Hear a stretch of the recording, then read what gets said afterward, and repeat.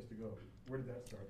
Oh, actually, that evolved a lot. You know, that's interesting. That's the one song on the record that I had.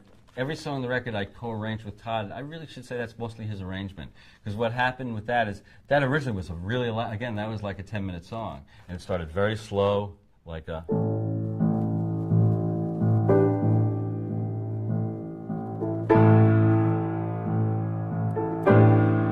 It was very tense and started very low-key like that. Very sinister, had a big sort of frantic dance in the middle. It was actually the whole suggestion of a life of a kid who's all revved up with no place to go.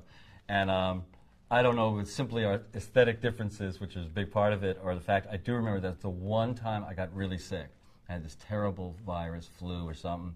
I was really healthy through the whole making of the record, but we were up in Woodstock. And I got really sick, and I was actually in bed. I remember I couldn't do anything. And I remember Meatloaf coming up saying, Jimmy, Jimmy! And he's like pulling me out of the bed. He's like, get out of the bed. Todd's ruining the song. He's going to ruin it. Come, Jimmy, come on. Because Meatloaf did all this other stuff, and it was so, you know, it was like the others. It was a big, elaborate epic. And Todd, probably smartly, said, do they all have to be big, elaborate epics? Can't we have one that's just a song, a 4-minute rock and roll song? And I probably said, no, I want an epic, I want an epic. And I remember me trying to pull me out of the bed. I said, I can't, man, I can't. He said, but it's going to ruin it. And it was pretty much Todd's arrangement. It's brilliant. I mean, it's a great arrangement. And he was probably right. It should have been, you know, nothing was changed musically, but he just really streamlined it. And then it was cool because we got Edgar Winter to come in and play saxophone on it.